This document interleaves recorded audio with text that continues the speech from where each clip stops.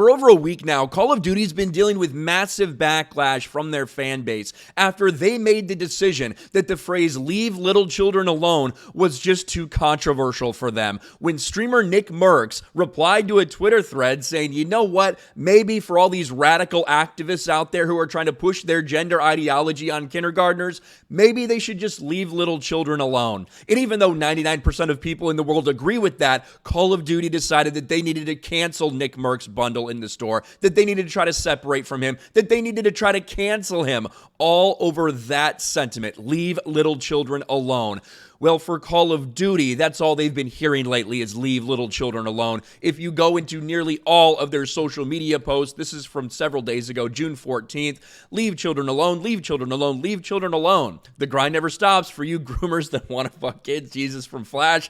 Leave children alone, leave children alone. They have been overwhelmed in every single social media post, got ratioed in every single one that they've put out for over a week now. So much so that they just kind of decided to stop tweeting for a while. If you scroll up, you can see all of these things are getting ratioed. But on June 16th, they tweeted a couple things, got absolutely annihilated by the fan base.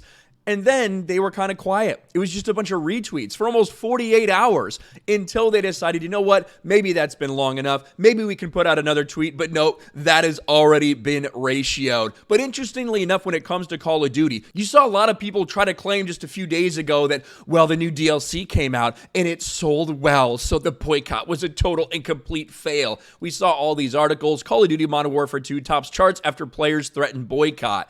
And yeah, within hours of the new season being released, you can see that the DLC for it was in fact at number 3 on the Steam charts. Now, I've told multiple people, even when this happened, you kind of got to wait and see a little bit because obviously this is one of the biggest games in the world, undoubtedly. Whenever you have these boycotts of these massive companies, whether it's something like Bud Light or whatever, you know, it's going to take a hit, but it's still a massive thing. Just like Bud Light took a 30% hit in their sales and dropped from the top-selling beer to the second top-selling beer in the country. Well, we have already seen the sales numbers for this DLC absolutely dive bomb over just a few days. Look at where it is now. I wonder if the same people are going to do follow-up articles about how it was only near the top of the charts for a couple hours. Now, it's down here at 28th.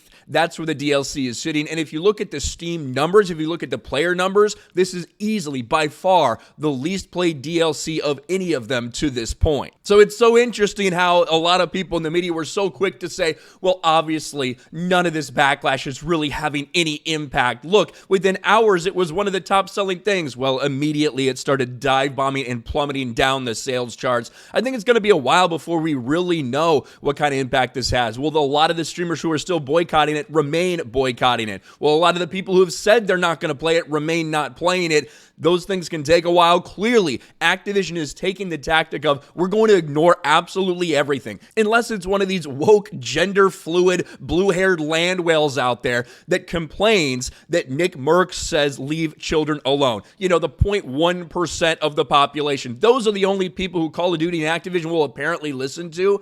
But as of right now, despite them taking a couple days off tweeting, despite them trying to pretend like nothing's wrong, it hasn't helped. Every single time they tweet, they will be getting ratioed, and I don't think that's going to end anytime soon. Let me know your thoughts about all this in the comment section below. Smash a like button, subscribe to the channel, ring the bell for notifications, share this video out there, and I'll talk to you later.